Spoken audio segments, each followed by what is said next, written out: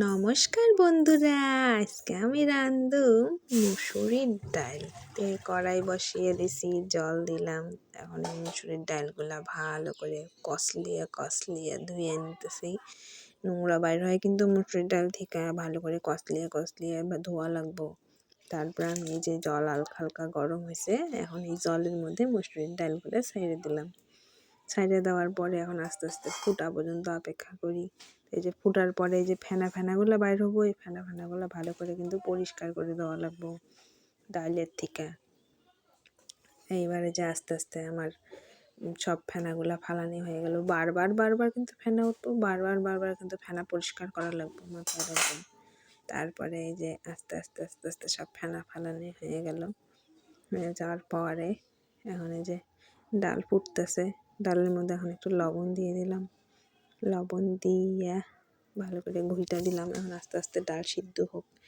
ডাল আছে, তারপরে এই যে লঙ্কা ছেড়ে দিলাম ডালের মধ্যে লঙ্কা সিদ্ধ হওয়ার পরে এই যে একটু হলুদ দিয়ে দিলাম। হলুদ দিয়ে ভালো করে নাড়াচাড়া করে নিলাম। ভালো করে আস্তে আস্তে সিদ্ধ হতে থাকুক। তারপরে সিদ্ধ হয়ে গেলে ডালের মধ্যে কাটা দিয়ে দিব। এই যে আমার ডাল প্রায় সিদ্ধ হয়ে গেছে। এখন আমি ডালের মধ্যে কাটা দিয়ে ডাল ভালো করে ঘুইটা তারপরে ডালটা নামিয়ে ফেলাম। এবার আমি ডালের মধ্যে কাটা দিয়ে দিলাম। ডাল কাটানি দিয়া, অনেকে ডাল ঘুটুনিও কয়, এই ডাল ঘুটুনি দিয়ে ভালো করে ডাল কাটা দিয়ে নিলাম।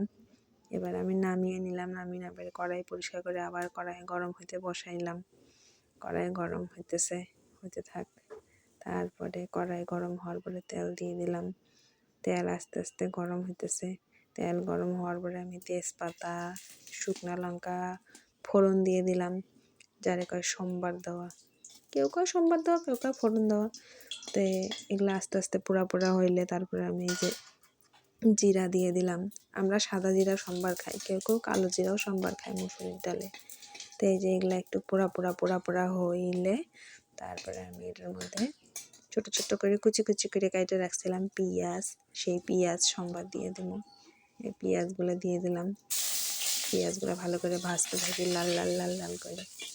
তারপরে যে পেঁয়াজগুলো হালকা পোড়া হইলে পরে তারপরে ইয়ার মধ্যে কুচি করে কাইটে রাখা ধনিয়া পাতাগুলো দিয়ে দিলাম। ধনিয়া পাতা দিয়ে কিন্তু বেশিক্ষণ ভাজাভাজি করা যাবে না, অল্প একটু সময় ধনিয়া পাতা দিয়ে ডালটা আমি এখন ছেড়ে দেবো। তো এই যে ডাল ছেড়ে দিলাম। ডাল ছেড়ে দেওয়ার পরে হালকা করে ঘুটে নিলাম। কি সুন্দর হয়েছে না দেখেন, সম্বারটা সব কিছু ভাইসে উঠছে, একদম পরিপূর্ণ সম্বার হচ্ছে। তো ডালটা আমার ফুটতেছে, ডালটা ফুটে গেছে। এখন লবণ চাইখা ডাল নামিয়ে ফেলাম। এই যে ডাল নামিয়ে ফেলাইছি।